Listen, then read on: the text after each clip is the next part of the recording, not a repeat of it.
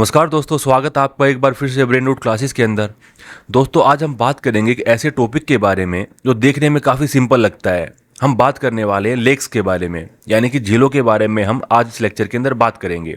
ये जो लेक्स हैं काफ़ी सिंपल दिखती हैं, एक काम सी लेक, नीला पानी, हिल्स की रिफ्लेक्शन और क्लाउड्स की शेडो।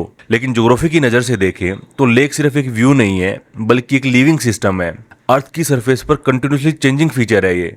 जब आप किसी लेक के पास खड़े होते हो तो जो नीलापन आपको दिखता है, यानी कि जो ब्लू टिंट आपको नज़र आता है, जो बादलों की परछाई और जो रिफ्लेक्शन पानी में आपको नज़र आता है, वो असल में नेचर का मिरर है, जहाँ पे हर वेव, हर रिपल जो है एक स्टोरी कहती है। लेक्स कैसे बनी, कैसे बदली और एक दिन कैसे गायब हो जाती हैं, इन्हीं सब को हम आज के इस लेक्चर के अंदर डिस्कस करने वाले हैं।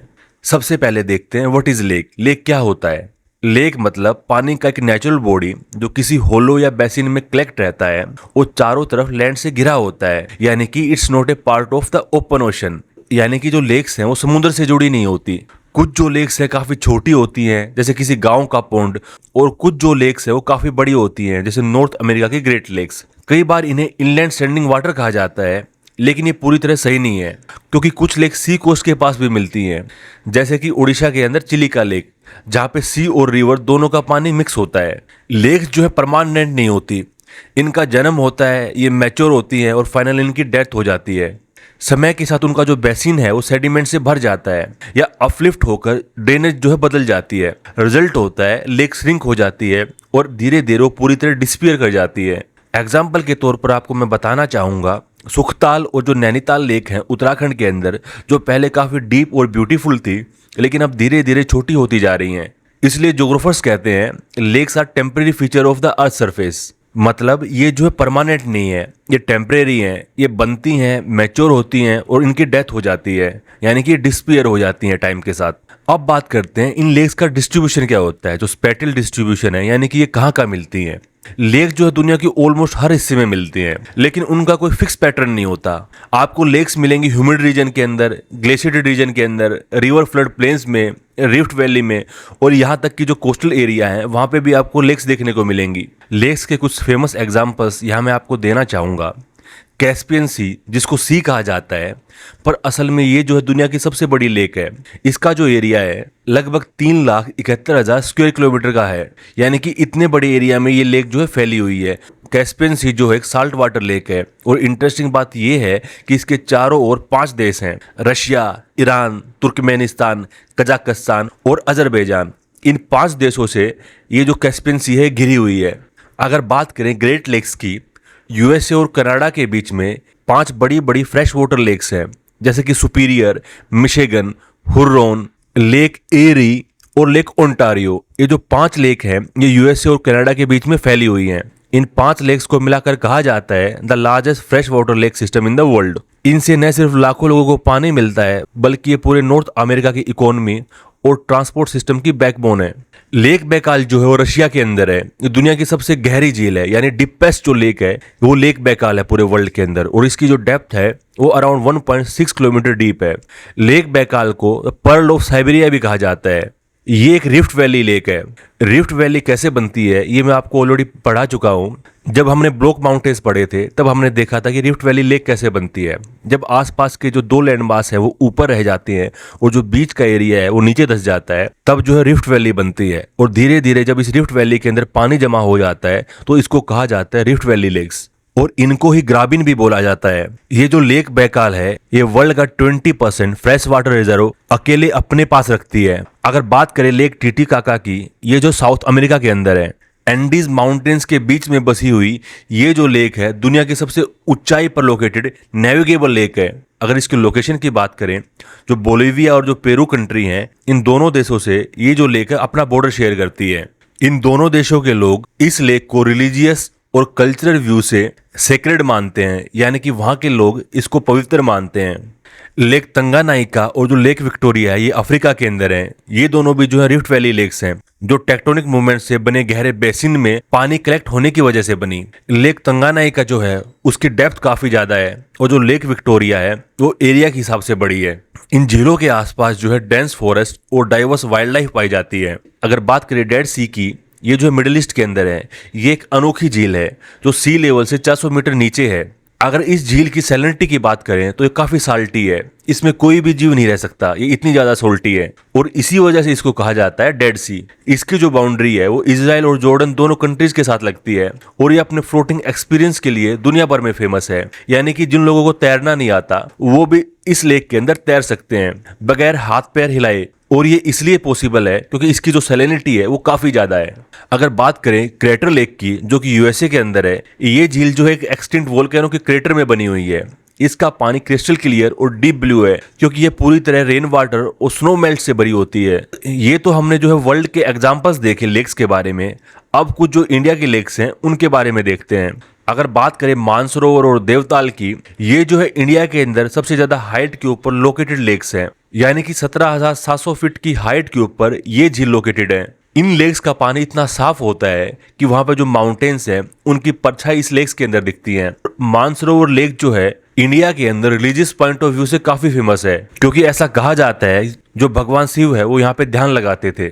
जो लेक चिलिका है वो ओडिशा के अंदर है और ये भारत की सबसे बड़ी कोस्टल लगून है। यहाँ पे ओशन वाटर और जो फ्रेश रिवर वाटर है वो दोनों मिलते हैं। जो लेक चिलिका है ये माइग्रेटरी बर्ड्स का सबसे बड़ा केंद्र है। विंटर के अंदर साइबेरिया से हजारों पक्षी यहाँ पे हर साल आते हैं। अगर बात करें वुलर लेक की, ये जो जम्मू एंड कश्मीर के अंदर है, ये जो है एशिया की सबसे बड़ी फ्रेश वाटर लेक्स में से एक है और झेलम रिवर से जुड़ी हुई है। ये जो वुलर लेक है ये कश्मीर की इकोलॉजी और फिशिंग इकोनॉमी दोनों के लिए काफी इंपॉर्टेंट है। और इसके बाद आती हैं कुमाऊं रीजन की चार्मिंग चेन्स जिनके अंदर आती हैं नैनीताल, भीमताल, नौकुची ताल और सात ताल। ये सभी जिले ग्लेशियर और टेक्टोनिक ओरिजिन की हैं। ये जो लेक है एक टूरिस्टिक हब है जहाँ पे हर साल हजारों टूरिस्ट इनको देखने के लिए आते हैं। टूरिज्म के अलावा लोकल क्लाइमेट और ग्राउंड वाटर रिचार्ज के लिए भी ये जो लेक है काफी फेमस है। तो दोस्तों हर लेक की एक अपनी कहानी होती है, कहीं पे वो वोल्केनो से बनी होती है, कहीं पे ग्लेशियर से और कहीं पे टेक्टोनिक क्रैक से उनकी फॉर्मेशन होती है। हर झील अपने आसपास के नेचर और लोगों के जीवन से सीधी जुड़ी हुई होती है। दोस्तों अब लेक्स के कुछ कॉमन फीचर्स को देखते हैं। हर लेक की अपनी लाइफ स्टोरी होती है, वो कैसे बनी, कैसे धीरे धीरे वो बढ़ी और फिर एक दिन कैसे वो धीरे धीरे मिट्टी या वेजिटेशन से भरकर खत्म हो जाती है। लेकिन अगर आप दुनिया की किसी भी झील को देखें, चाहे वो हिमालय की बर्फीली झील हो या राजस्थान की सोल्टी डिप्रेशन लेक हो, आपको कुछ कॉमन फीचर्स लगभग हर जगह देखने को मिलेंगे। सबसे पहले बात करते हैं लोकेशन और हाइट की। कुछ लेक जो है काफी ऊंचाई पर पाई जाती हैं, जैसे कि सोसेकुरू जो कि लद्दाख के अंदर है। इसकी जो हाइट है वो सी लेवल से 18,284 फीट के ऊपर है। ऐसी लेक्स ग्लेशियल ओरिजिन की होती हैं, यानी ग्लेशियर के मेल्ट होने से पानी किसी डिप्रेशन में जमा हो जाता है। वहीं पे कुछ लेक्स जो हैं सी लेवल से नीचे भी होती हैं, जैसे कि डेड सी जो कि मिडिल ईस्ट के अंदर है और जिसकी जो डेप्थ है वो सी लेवल से 1300 फीट नीचे है। ये इतनी लो एलिवेशन पर है कि आसपास की जो रिवर्स और बारिश का पानी है वो इनमें आता तो है लेकिन वो बाहर नहीं जा पाता। इसलिए लोकेशन और हाइट से ही किसी लेक का टेम्परेचर, सैलिनिटी, वाटर केमिस्ट्री ये सब जो है काफी हद तक तय होती हैं। अगर बात करें डेप्थ और साइज के एंगल को, कुछ जो लेक्स हैं काफी डीप होती हैं, जैसे कि लेक बैकाल जो कि रशिया के अंदर है, जिसकी डेप्थ मैंने आपको बताया 1.6 किलोमीटर तक जाती है। वहां का पानी ठंडा, साफ और मिनरल रिच होता है। दूसरी तरफ कई झीलें शैलो होती है, यानी कि कम गहराई की होती हैं, जो बरसात में तो भर जाती हैं लेकिन गर्मियों के अंदर वो सूख जाती हैं। इन्हें कहा जाता है सीजनल लेक्स या इनको एफेमरल लेक भी कहा जाता है। इंडिया के अंदर आपको ऐसे एग्जाम्पल राजस्थान और गुजरात में मिलेंगे जहाँ पे मानसून में पानी भरता है और ड्राई सीजन में लेक बेड में व्हाइट साल्ट क्रस्ट दिखाई देने लग जाते हैं। इससे हमें समझ आता है कि किसी लेक की एज और डेप्थ उसके बनने की जियोलॉजिकल स्टोरी को बताती है। अगर बात करें वाटर बैलेंस के बारे में, हर लेक एक नेचुरल वाटर टैंक की तरह काम करती है। पानी उसमें कई सोर्सेज से आता है, रेनफॉल, रिवर, ग्लेशियर मेल्ट और ग्राउंड वाटर सीपेज, इन सब से जो है एक लेक पानी लेती है। ये तो हुआ इनलेट। अगर बात करें आउटलेट की, यानी कि लेक से पानी बाहर कैसे निकलता है, तो रिवर आउटलेट, अंडरग्राउंड सीपेज और इवापोरेशन से किसी लेक से पानी निकलता है। अब अगर इनफ्लो ज्यादा है और आउटफ्लो कम है तो लेक का लेवल बढ़ जाएगा, और अगर इवापोरेशन ज्यादा है तो लेक जो श्रिंक होकर छोटी हो जाएगी और वो जो सोल्टी बन जाएगी। और यही रीजन है कि राजस्थान जैसे ड्राई जगह पर लेक्स जो हैं ज्यादा सलाइन होती हैं, जबकि कश्मीर या हिमाचल की झीलें जो हैं क्रिस्टल क्लियर रहती हैं। तो एक लेक का जो बैलेंस है वो पूरी तरह डिपेंड करता है उसके इनफ्लो और आउटफ्लो के नेचुरल रेशियो के ऊपर। अगर बात करें इवापोरेशन की, यानी लेक से पानी के भाप बनकर उड़ जाने की प्रक्रिया, हॉट और ड्राई क्लाइमेट्स में इवापोरेशन बहुत तेज होता है। ऐसे में लेक का पानी जल्दी कम हो जाता है, साल्ट कंटेंट बढ़ने लग जाता है और लेक जो है धीरे धीरे सलाइन हो जाती है। जैसे कि राजस्थान, ईरान और जो सेंट्रल एशिया की कई लेक्स हैं जहाँ पे टेम्परेचर ज़्यादा है और ह्यूमिडिटी कम होती है, वो अक्सर श्रिंक होकर साल्ट फ्लैट्स या प्लायस में बदल जाती हैं।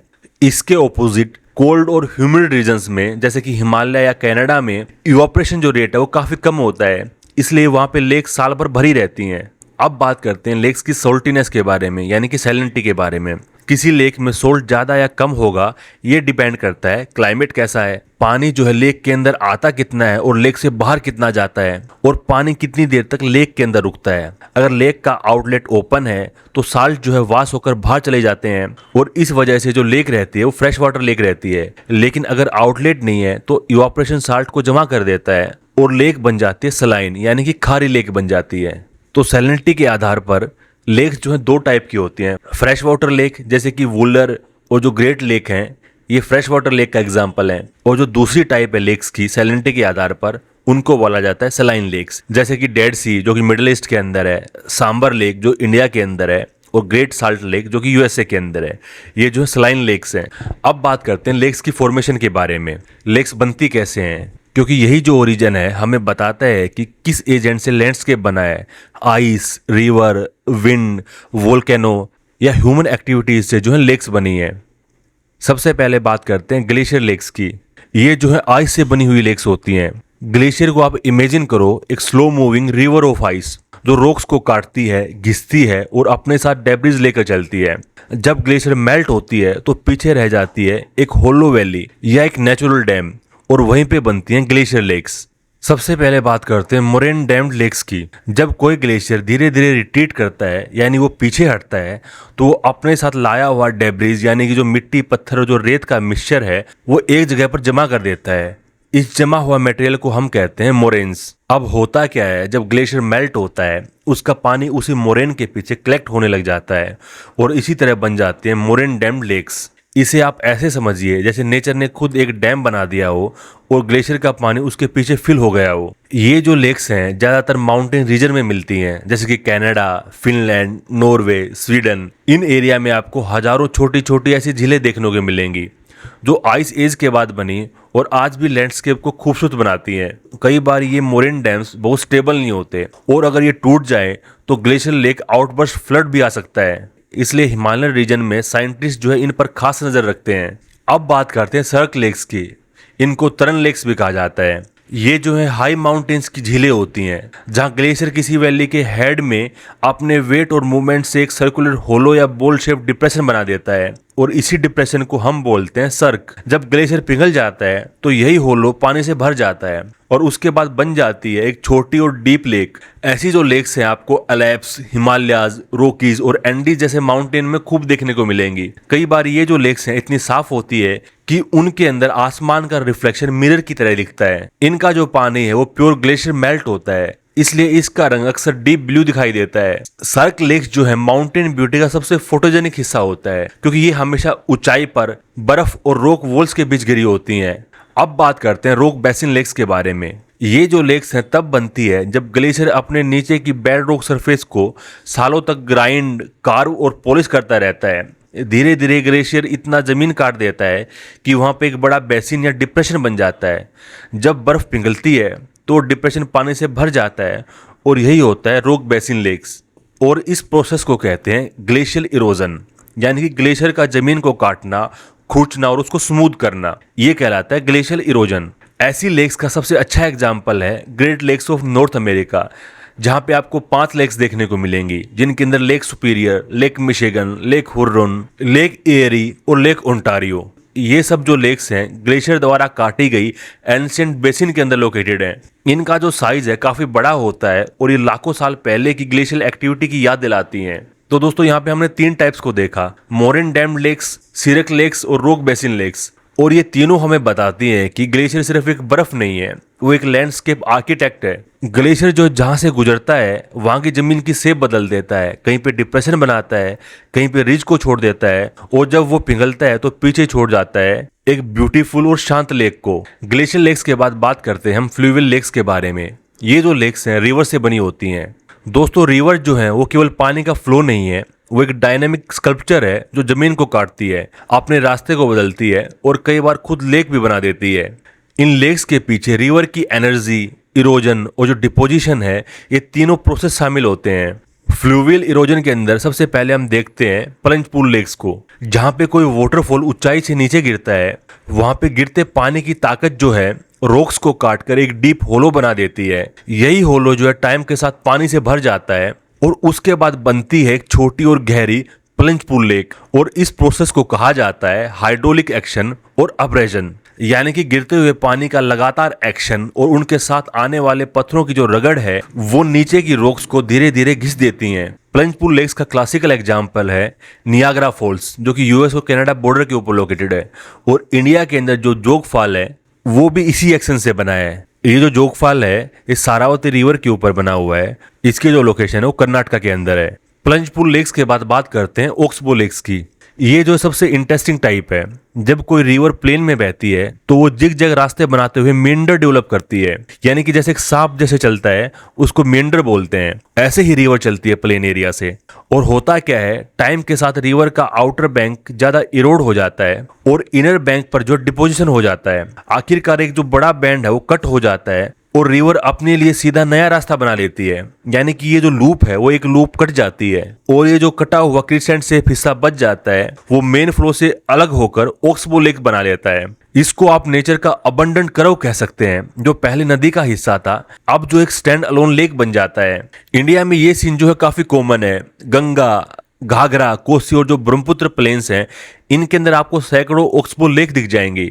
मॉनसून के अंदर ये जो लेक है भर जाती हैं पानी से और बाद में ड्राई सीजन में धीरे धीरे मार्श या वेटलैंड के अंदर बदल जाती हैं। ऑक्सबो लेक्स के बाद बात करते हैं डेल्टा लेक्स की। जब कोई बड़ी रिवर जैसे कि गंगा या गोदावरी, जब ये सी में मिलने से पहले कई डिस्ट्रीब्यूटरीज में बढ़ जाती है तो उनके बीच के लो लाइंग डिप्रेशन में पानी जमा होकर लेक्स बन जाते हैं और इनको कहा जाता है डेल्टिक लेक्स या बैक वाटर लेक्स। इन लेक्स की जो लोकेशन है वो समुद्र के काफी करीब होती है, इसलिए कई बार इनका पानी जो है स्लाइटली स्लाइन भी हो जाता है। ऐसी जो लेक्स हैं आपको सुंदरबन डेल्टास के अंदर मिलेंगी। इन लेक्स को इन एरिया के अंदर बील्स, झील्स या चोरस कहा जाता है। ये जो लोकेशन है बायोडाइवर्सिटी के लिए काफी रिच होती है।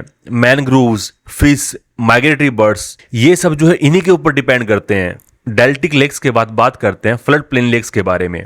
जब कोई रिवर अपने फ्लड सीजन में प्लेन के बड़े हिस्से में फैल जाती है तो उसका पानी कई जगह पर शैलो डिप्रेशन में रह जाता है और जब फ्लड का पानी घटता है तो डिप्रेशन अलग झील्स के अंदर कन्वर्ट हो जाते हैं और इन्हीं को कहा जाता है फ्लड प्लेन्स लेक्स या बैक स्वाम्प लेक्स। और इन लेक्स का जो पानी होता है वो अक्सर मडी होता है और ये जो लेक्स हैं सीजनल भी हो सकती हैं। मॉनसून के बाद भरती हैं और गर्मियों के अंदर ये सूख जाती हैं। भारत के अंदर आपको ऐसे एग्जाम्पल बिहार और जो ताल एरिया है उनके अंदर आपको देखने को मिलेंगे, जहाँ पे हर साल बाढ़ के बाद बहुत सारी शैलो लेक्स बन जाती हैं और समर के अंदर ये जो है गायब हो जाती हैं। दोस्तों, इस लेक्चर के अंदर केवल हम इतना ही कवर करते हैं। रिमेनिंग पोर्शन जो उसको नेक्स्ट लेक्चर के अंदर डिस्कस करते हैं।